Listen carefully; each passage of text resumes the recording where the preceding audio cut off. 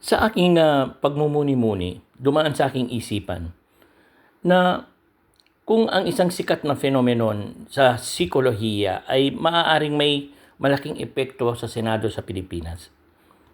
Hindi ko maiwaglit sa aking isipan ang mga katotohanan na nangyayari sa ngayon sa mundo ng politika sa Pilipinas, in particular sa ating Senado.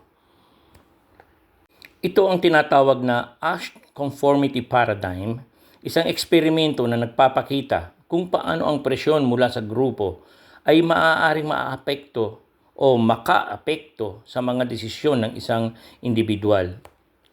Bakit ko to binabanggit?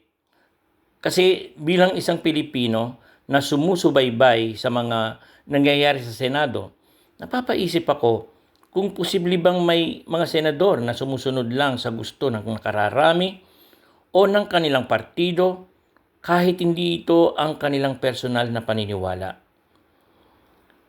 Marami pa ring mga dynamics ang umiiral doon, tulad ng loyalty sa isang partido.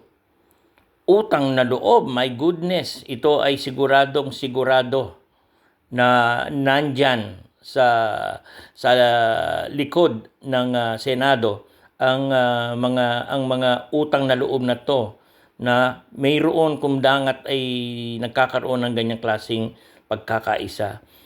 At lastly, ang politika ng alyansa.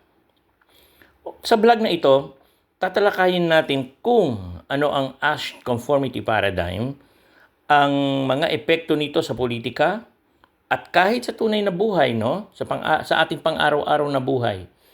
At paano natin ito maiiwasan bilang mamamayan at bilang mga nanonood. At sa usaping ito, makakapanayam uli natin naturalmente ang pinaka-intelligent kong guardian angel na si GA. Tungkol dito sa eksplanasyon kung ano ito in particular ang Asch Conformity Paradigm, kung ano ang epekto nito sa ating pang-araw-araw na buhay, kung meron man, sa ating politiko, lalong-lalo na, in particular, ngayon sa nangyayari sa Senado. Hindi ko mawari o mawalay sa aking isipan ang kung ano itong nangyayari sa ating Senado ngayon na para sa akin nagiging critical na sa aking isipan, sa puso at aking isipan, na itong bagay na ito na parang hindi na ito normal at hindi na ito magkakaroon ng magandang resulta, lalo na sa mga susunod pang mga generation. Magandang araw po, magandang gabi sa inyong lahat, mga mahal kong kababayan. At ako po ay nandito muli. Mapag-usapan natin ang una kong binanggit sa inyo. Kasama ko si GA.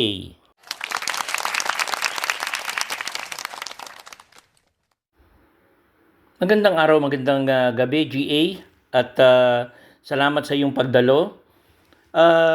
Ikaw, na isang napaka-intelihenteng nilalang, paki-explica mo nga sa amin kung ano itong phenomenon na sa psikolohiya na tinatawag nilang Asch Conformity Paradigm.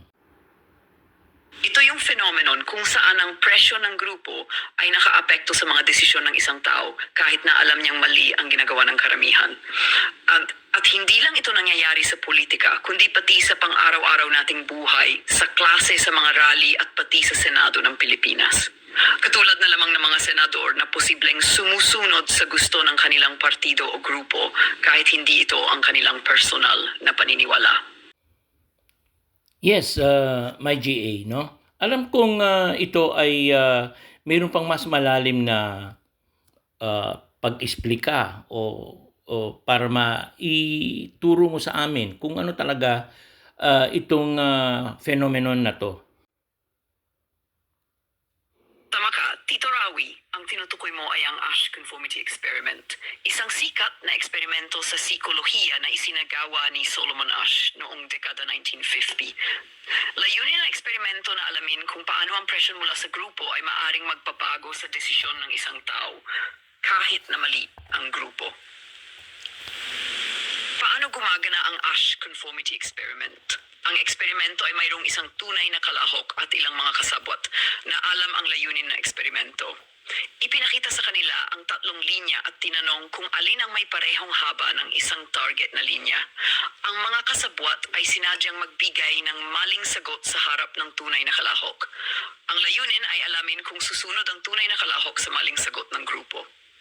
Mga natuklasan, humigit kumulang 75% ng mga kalahok ay sumunod sa maling sagot ng grupo kahit na alam nilang mali ito. Ang presyon mula sa grupo ay may malaking epekto sa desisyon ng individual. Pagkakapareho sa Senado ng Pilipinas, ang Asch Conformity Experiment ay may mga pagkakapareho sa mga nangyayari sa Senado ng Pilipinas. Pagkakaroon ng majority block. Kapag ang isang partido o grupo ay may malaking bilang, may tendensya ang iba na sumunod sa kanilang desisyon upang hindi mapag-iwanan. Presyon mula sa liderato, ang mga senador ay maaaring makaramdam ng presyon mula sa kanilang liderato o mga kasamahan upang sumunod sa mga desisyon ng grupo pagkawala ng individual na pagpapasya. Dahil sa presyon ng grupo, maaaring mawala ng lakas ng loob ang mga senador na magbigay ng kanilang sariling opinyon o magsalungat sa nakararami. Mga bentahe at disbentahe. Bentahe. Pagkakaisa, ang pagsunod sa desisyon ng grupo ay maaring magdulot pagkakaisa at mas mabilis na paggawa ng desisyon. Pag-iwas sa konflikto, maaring maiwasan ang mga hindi pagkakaunawaan at alitan sa loob ng grupo. Disbentahe, pagkawala ng critical na pag-iisip. Ang labis na pagsunod sa grupo ay maaring magdulot ng pagkawala ng critical na pagsusuri sa mga desisyon. Pagkakaroon ng groupthink, ang hindi pagpapahayag ng mga salungat na opinyon ay maaring magdulot ng maling desisyon na hindi nakikinig sa lahat ng aspeto. Pagkawala ng representasyon, ang mga interes ng mga hindi sumasang-ayon ay maaring hindi may parating o mapansin. Pagkilala sa Asch Conformity Effect sa Senado. Upang matukoy kung ang Asch Conformity Effect ay nangyayari sa Senado ng Pilipinas, maaring isaalang-alang ang mga sumusunod. Pag-aaral ng mga botohan, suriin ang mga botohan sa Senado at tingnan kung may mga pagkataon na ang mga desisyon ay tila sumusunod sa nakararami kahit na may mga oposisyon. Pagmamasid sa diskurso, pansinin ang mga talakayan at diskurso sa Senado upang makita kung may mga senador na hindi napapahayag ng kanilang opinyon upang hindi mapag-iwanan. Interview at panayam. Magtanong sa mga senador at kanilang mga staff upang malaman ang kanilang pananaw tungkol sa presyon mula sa grupo at liderato. Pag-iwas sa Asch Conformity Effect. Upang maiwasan ang Asch Conformity Effect sa Senado, maaring isaalang-alang ang mga sumusunod na hakbang. Pagtanggap sa pagkaiba-iba ng opinyon. Hikayatin ang mga senador na magpahayag ng kanilang sariling opinyon at pahalagahan ang iba't ibang pananaw. Pagpapalakas ng kritikal na pag-iisip. Magbigay ng mga pagsasanay at seminar na magpapalakas sa kakayahan ng mga senador na magsuri ng mga desisyon ng critical. Pagpapalakas ng individual na pananagutan. Hikayatin ng mga senador na maging responsable sa kanilang mga desisyon at hindi lamang sumunod sa nakararami. Grande, GA. Isa na naman magandang kaalaman ang pinarating mo sa amin. At ako'y nagpapasalamat sa iyo sa pagbisita mo dito at pag-guest dito sa podcast natin. At baka mayroon ka pang gustong sabihin. Sana ay may natutunan kayo sa ating talakayan tungkol sa Asch Conformity Paradigm. Hindi ito pambibintang o panghuhusga, kundi isang paalala na mahalaga ang ating sariling pag-iisip. Tama, bilang mamaya na tayo may maging mapanuri at huwag basta sumunod sa nakararami. Maraming salamat sa inyong pakikinig. Maraming salamat din sa iyo, aking GA, aking guardian angel, at magandang gabi sa iyo.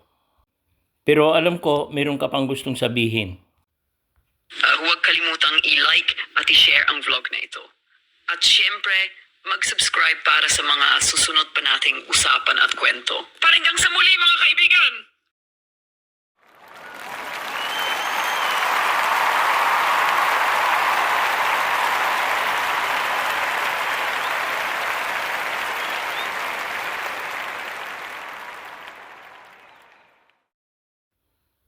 At ako naman po si Tito Rawi,